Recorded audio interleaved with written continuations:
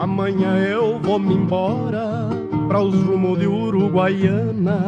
Vou levando na minha balsa cedro, angico e canjerana. Quando chegar em São Borja, dou um pulo a Santo Tomé para ver la correntina e para bailar um chamamé.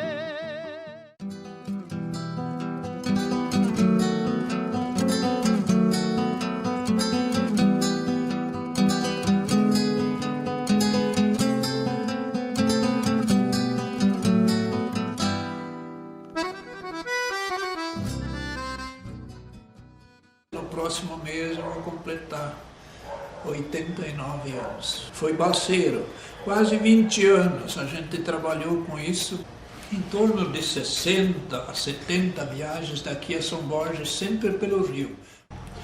Era 4 dias e 4 noites, sem parar. Não dava para parar, porque se para, o rio baixa, não tem mais como viajar. Invernava a madeira, daí tinha que aguardar outra enchente. Em primeiro lugar, para nós viajar, o rio precisava ter no mínimo 3 metros de água, senão não dá para passar mais. Aí para baixo tem muito, aí tem Yucumã, tem outras cachoeiras também que elas são baixas e a madeira não anda, daí não viaja, não dá para viajar, né? Então nós éramos obrigados a guardar enchentes, no mínimo 3 metros de água, né? E isso às vezes se tornava difícil, porque a natureza sabe como é que é, às vezes chove, às vezes não chove, e outra coisa, só dava essas enchentes normalmente no inverno, né? É parte do inverno, então é frio, é serração, né? Que o cara tem que ter muita prática para viajar nesses rios aí. Eu fiz, eu acho que umas 40 ou mais, 50, mais de 50 viagens de lancheiro, sempre era lancheiro. E daí tinha que ter um prático em cima da balsa que conhecia ilha por ilha, rio por rio, aí para baixo, os lugares mais perigosos, porque a viagem da noite, de dia não é tanta, a gente enxerga, né? Mas à noite, e daí com serração, o negócio é bastante sério. Bem, aí depois dessas 50 ou mais viagens, daí eu fiz, eu acho que umas, não me lembro bem, 6, 8, 10 viagens, talvez, de prático também. Eu também fui prático, nas últimas viagens já eu conhecia as ilhas e as cachoeiras todas, então eu ia de lancheiro, ganhava os 2 ordenados, ganhava como lancheiro e como prático, porque eu praticava da própria lancha, né? Puxando e praticando.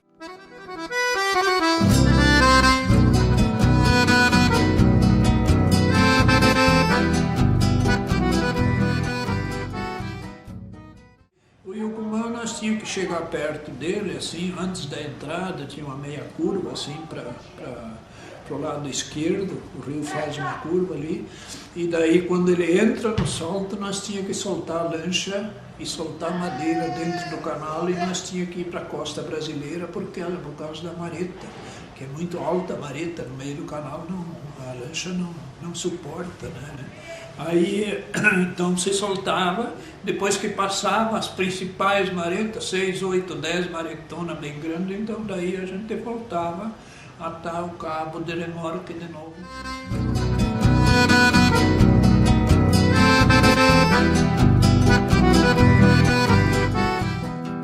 Lá pros lados da Argentina, fim da linha, missão cumprida. Um regalo pra gurizada e um vestido pra prenda querida.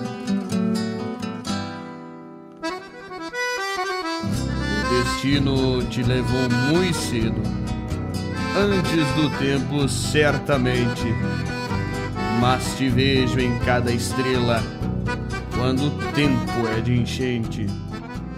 Tinha que ser madeira de primeira. E a madeira do cedro, quando nós chegava na árvore, se cortava um cipó, ali perto, cipó sempre tinha bastante no mato, né? Cortava um cipó e na altura do ombro, mais ou menos, se media 13 palmos. Esse aqui é um palmo, né? Considerado um palmo, o caboclo dizia assim, o palmo e coisa. Então ele media 13 palmos. Se esse cipó com 13 palmos arrodeasse a madeira que desse a grossura, o diâmetro, aí ele era marcado para cortar. Se ele não desse, era simplesmente deixado, não era marcado para cortar. Aí se cortava a madeira, primitivamente o cedro era tirado nesses lugares de peral. Peral, a senhora sabe, é um decidão bastante bem alto, né? Ia lá em cima, descobria a madeira, cortava, apontava a ponta fina dela, assim, que nem uma vela, bem apontadinha, mas só uma ponta. Apontava era para o lado do rio, para baixo, descascado, porque o cedro descascado fica que nem um sabão, né? É que nem, sabe, fica liso, liso. E daí se mexia com ele, mal e mal cravava um machado do lado da madeira assim, mexia com a palanca um pouquinho, ela resbalava e andava. E daí ela disparava até o rio, sem estrada, sem nada. Por meio da mata ela ia embora até o rio. Era um quadro de madeira, 3 dúzias de madeira, eram serradas, empilhadas e daí era amarrada, assim que nem isso aqui, essa mostra. E daí depois então era encostada uma na outra, assim, daí com a vara por cima para embalsava, como se chama, embalsas, né? E deixava sempre uns vãos assim no meio por causa da água, para a água poder, porque a água não pode ser bem fechada. Por exemplo, numa mareta, no caso, a madeira bem fechada, a mareta cobre. Quando ela vem na mareta, a mareta se joga para cima da madeira. E se ela é um pouco aberta, que tem os vãos, então a mareta vem por cima e desce para aqueles vãos, já desaparece novamente, né? Ela não permanece em cima da própria madeira. Nós trabalhamos já com boi e caminhão, até caminhão. Meu pai comprou um caminhão em 51, com um reboque, daí nós puxava com um boi até onde desce para chegar ao caminhão e daí nós carregava em cima do reboque e puxava com o reboque para perto do rio.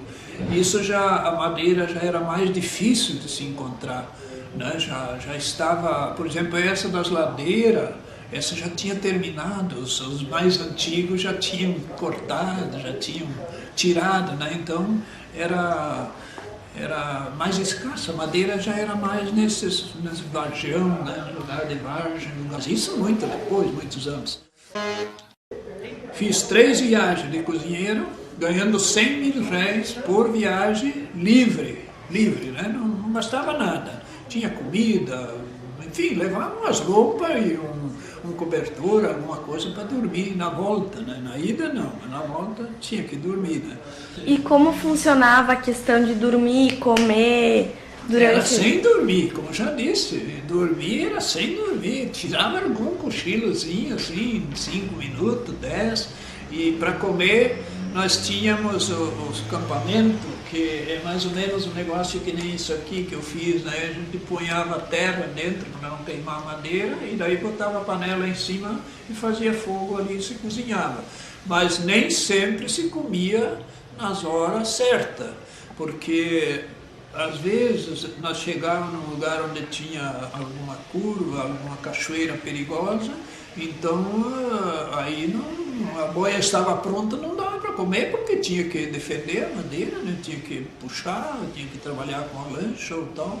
E daí quando depois se chegava no lugar onde o rio estivesse mais cancha reta, então se soltava a madeira e daí ia comer. Não tinha assim hora marcada certa para o almoço, para a janta, essas coisas, sempre se comia assim quando a ocasião dava que era favorecida. Então, como eu digo, ele era um sofrimento essa viagem.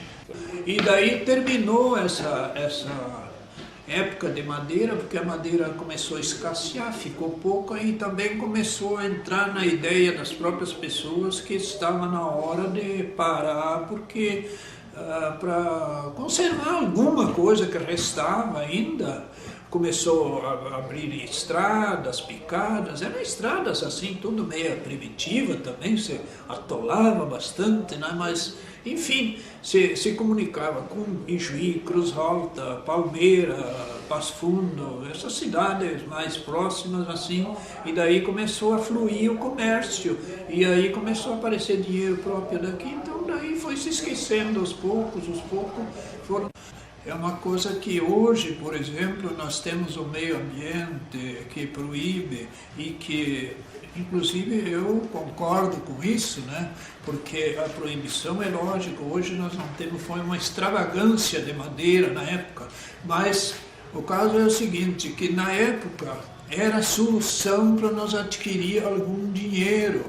Na época não existia dinheiro, então você tirava madeira aqui do mato, que era em abundância, né? Tinha muita madeira, era muita mata virgem, e daí nós levávamos para a Argentina para adquirir dinheiro, porque os castelhanos vinham de Buenos Aires comprar essa madeira em Santo Tomé, né? Que é uma cidade lindeira de São Borja. Ali eles vinham nós comprar essa madeira e pagavam à vista. Então, hoje, por exemplo, a gente tem a ideia bem contrária. Quer dizer que hoje, por exemplo, nós cometemos quase que um crime, a gente pode dizer assim, levar tanta madeira para a Argentina, para aqueles lados, né, que hoje está fazendo falta para nós. Mas, infelizmente, era a maneira de como a gente conseguia adquirir dinheiro, né, moeda. Bom, a última viagem eu acho que eu fiz em 57, 8, por aí. Aí terminou a madeira. E até hoje, por exemplo, eu gostaria de rever esse trajeto. Por exemplo, se aparecesse uma oportunidade que a gente pudesse, por exemplo, descer o rio novamente, mas tem que ser sempre o rio de pelo menos 3 a 5 metros de água, senão não tem condições, né? Com o rio seco não dá. Aí não tem maneira, porque aí é fogo.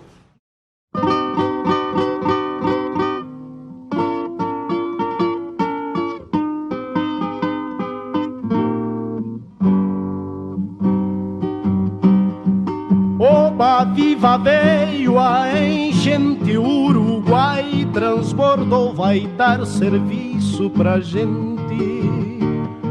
Vou soltar minha balsa no rio, vou rever maravilhas que ninguém descobriu. Amanhã eu vou-me embora para os rumos de Uruguaiana, vou levando na minha balsa cedro, angico e canjerana. Quando chegar em São Borja, dou pulo a Santo Tomé, para ver la correntina e para bailar um chamamé. Oba viva veio a enchente, o Uruguai transbordou, vai dar serviço pra gente. Vou soltar minha balsa no rio, vou rever maravilhas que ninguém descobriu. Ao chegar no Salto Grande, me despeço deste mundo, rezo a Deus e a São Miguel e solto a balsa lá no fundo. Quem se escapa desse golpe chega salvo na Argentina, mas duvido que se escape do olhar das correntinas. Oba viva veio a enchente, o Uruguai transbordou, vai dar serviço pra gente. Vou soltar minha balsa no rio, vou rever maravilhas que ninguém descobriu.